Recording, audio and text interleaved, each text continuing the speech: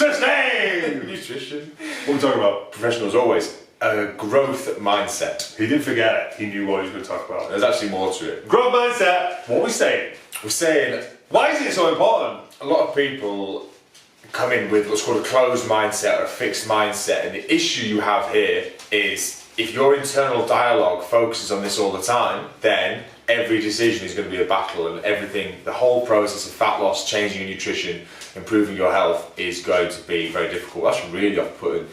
It's going to be a struggle. So it's something even as simple as one that I kind of see often is people saying, I resisted the cake at the office. Yeah. So that's quite a close thing because you're thinking resisted, I really want this cake but I can't have it because I've been told I can't have this because I want this. When in fact you can eat the cake because there's no way that me and Joe are going to fly through that window and karate chop it, As much as we might like to. karate kick it even, out of your hand. So you're actually choosing not to have it, which is a real positive thing. So resisting something that you want is negative. Choosing not to have something because you're looking beyond that and you're looking at your goal is a very, very positive thing. It's a real life changer.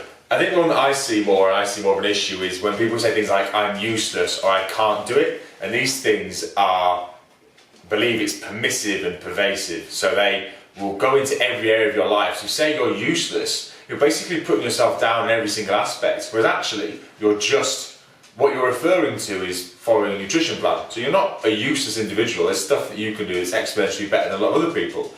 You're just struggling to follow a nutritional plan. And also, you're just struggling right now. It's not forever. You're not useless forever. When people say I can't do it, that's not, I can't eat well right now, or I'm struggling to eat well right now. These things can change. There's nothing set in stone that means you're going to have to eat pizza every night for the rest of your life, even if you don't want to. You have control over these things, and as soon as you can change the way that your mind operates and the way that you think, this will become a lot easier. And it's not a case of you do this or you do X or Y, but it's just something you have to work on gradually, and you'll find the more you catch yourself saying these things and changing those thought processes, the more it's going to be reinforced and the more belief you'll have and the more likely you are to do these things. That's it, it's just changing the language that you use yourself. So like Joe said there, instead of saying I can't do something, it's just as simple as saying I can't do this yet, or looking at it's just changing something. So if I'm not right, go do 10 push-ups, I can't do push-ups, that's just so negative. It's like, well, we'll look at some version of push-ups that you can do until you can do full push-ups. It's as simple as that. It's just changing that mindset, changing that dialogue. It's like, especially with dieting, it's such a thing where people are so conscious of failing and blaming themselves when it's not themselves that are blamed, it's the approach that they've taken.